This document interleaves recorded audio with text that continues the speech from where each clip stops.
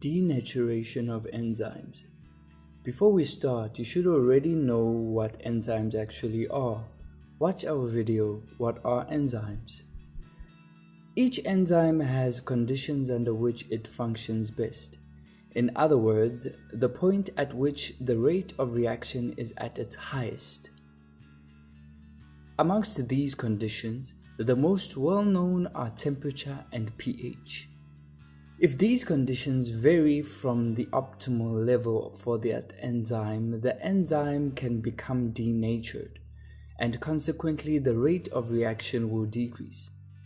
However, different enzymes have different optimal conditions. One consequence of denaturation can be disturbance of the organism's inner balance, also called homeostasis. For example, the activity of proteins which is not optimal can affect protein digestion in the body.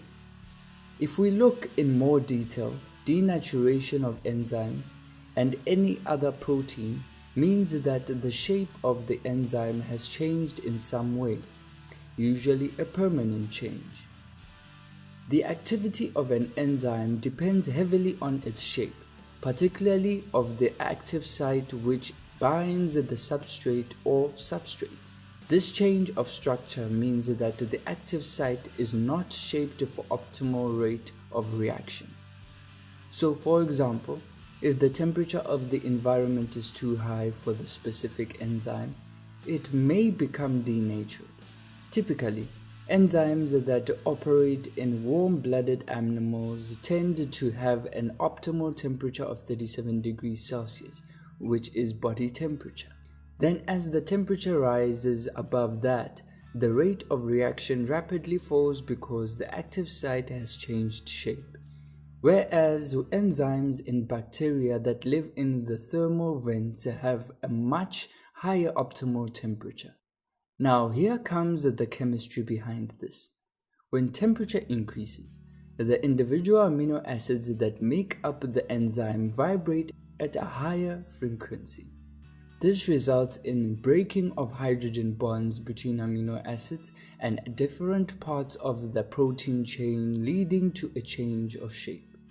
At even higher temperatures, bonds between individual amino acids called peptide acids can break, leading the protein to fragment. Another important variable is pH. A pH level which is either too high or too low for a particular enzyme can lead to change of protein structure.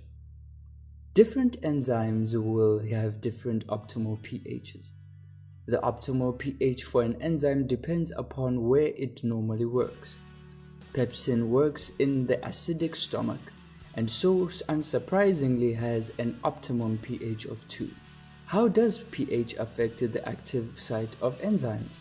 If the pH is too low for the enzyme, then the concentration of hydrogen ions will be greater than normal, and these will interact with amino acids, leading to a change in shape of the active site, thus reducing the rate of reaction. So from this video, you should know that enzymes have optimal conditions under which they operate. Different enzymes have different preferred conditions, with some preferring acidic conditions and others preferring alkali conditions. Temperature is also an important factor, with most enzymes having an optimal temperature of 37 degrees and then denaturing above that.